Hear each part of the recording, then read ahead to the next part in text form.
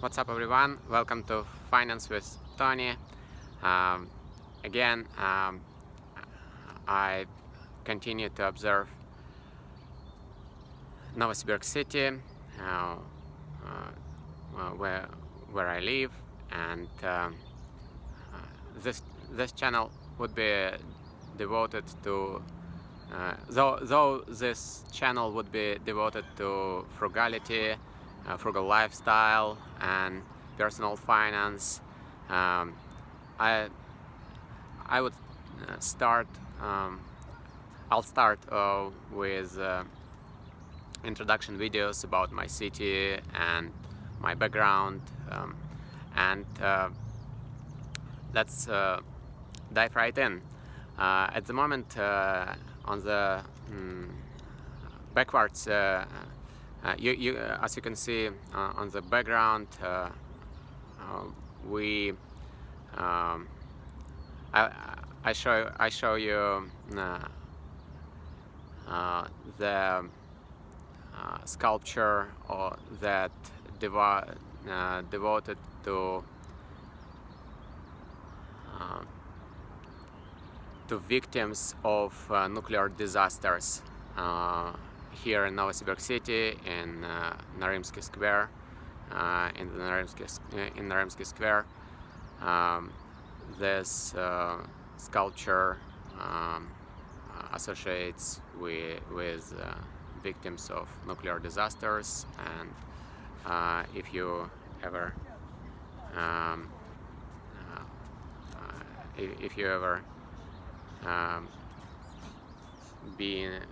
have been in Novosibirsk city, you probably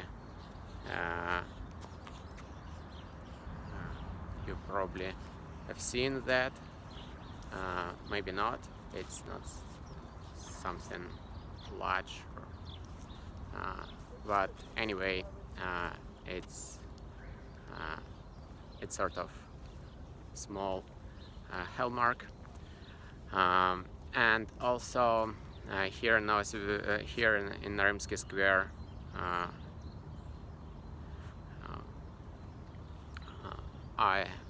we have another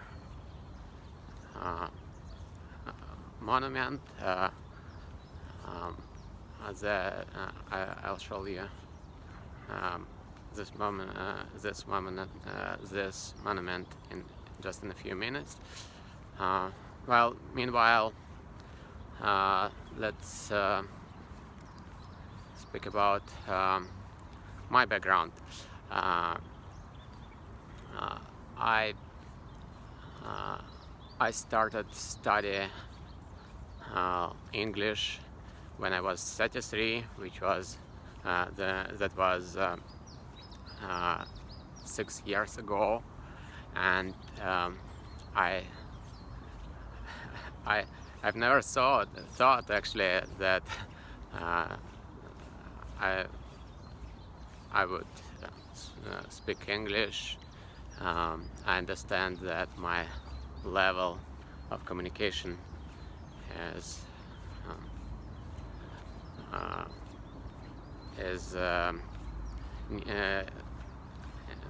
I mean, I understand that there's a lot to improve, but anyway, I'll do my best to show you Novosibirsk city, my life, my entrepreneurial experience, and so on. On the also, if you ever will be in Novosibirsk city, in Narymsky Square, you can check out tennis court, outdoor tennis court, and this place is a good. Narymsky Square also is a good place for recreational activities, for doing sports, especially. Actually, I shot this video after morning run I like jogging, and many people, many runners, you can see here during the morning.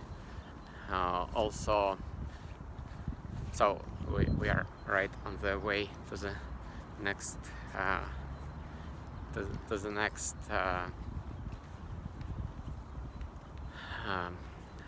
sort of hallmark. Probably it's too strong word for this. So here we go. This sculpture devoted to the victims of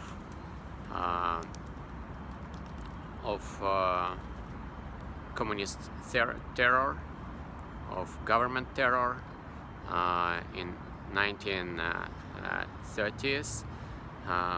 My ancestors, for instance, were affected by the communist terror also. Siberia is a melting pot of cultures, and though my ancestors weren't in Holocaust in Ukraine or something like that, they relocated. They moved to Siberia in the late of 19th century. But my ancestors were affected by Red terror, government terror, Stalin terror, and in 1930s, two of my grandfathers were escaped by chance, actually escaped with their families. They lost property that was built, that was allocated or created from that was allocated or created during the first period here in Siberia. They were pioneers, sort of pioneers. One of my grandfathers was a co-founder of a small town in Far East, in the Far East of Russia. So here, back to this monument.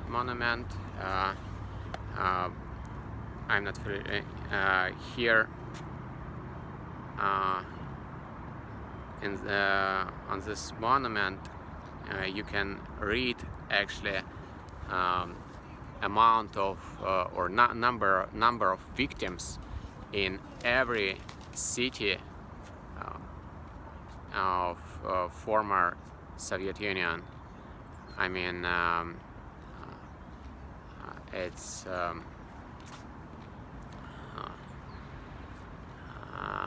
sort of calculable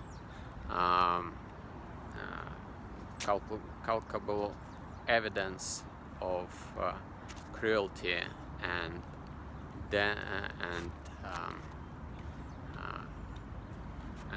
dangerous potential of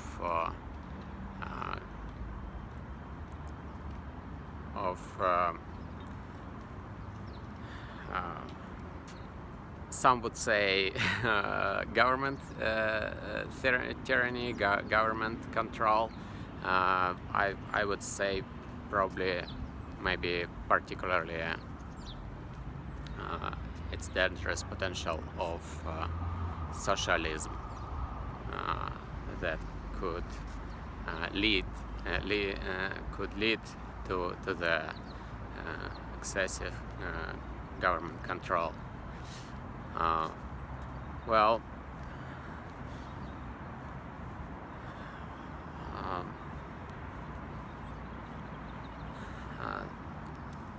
what else about Novosibirsk city? I did say before that it's a melting pot of cultures, multi-ethnic, multi-religion place. Predominant culture is European culture, definitely, because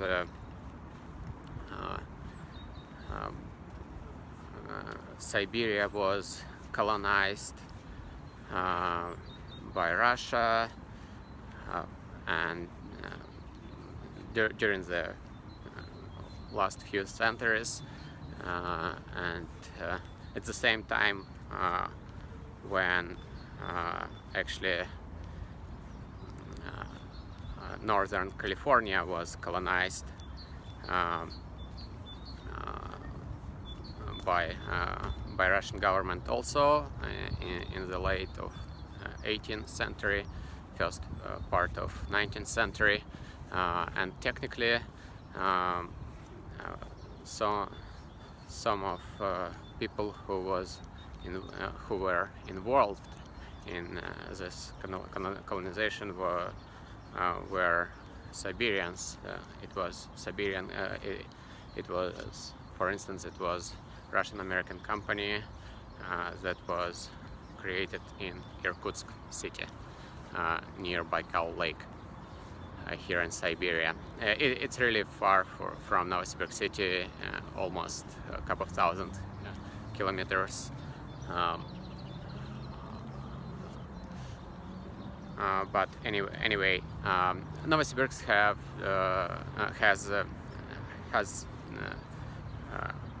much shorter historical background. It was founded in the late of 19th century. Novosibirsk celebrated just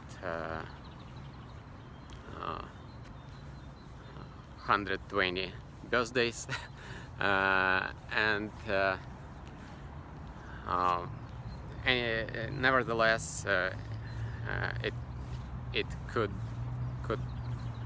could be called a capital of Siberia because of population. Novosibirsk has a population of 1.6 million, and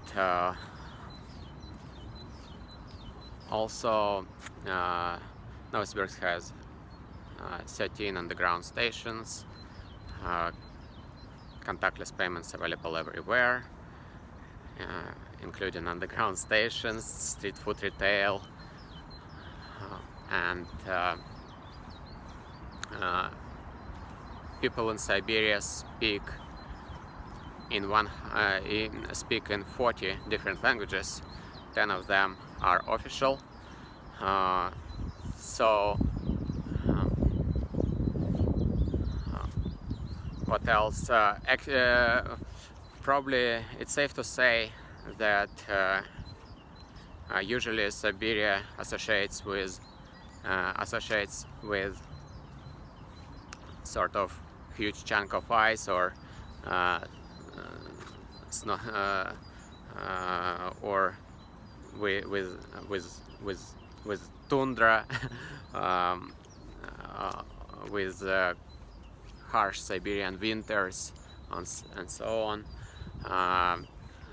But I shoot this video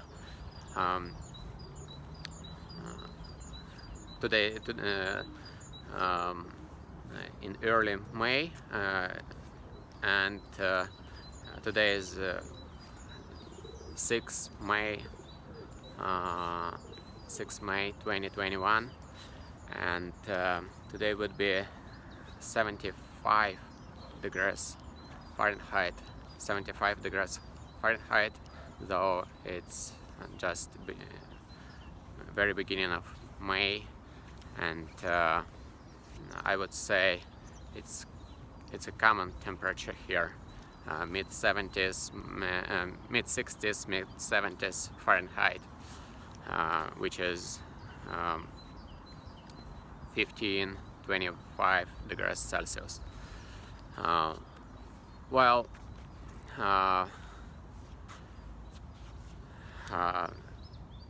Thanks for watching. Remember to subscribe.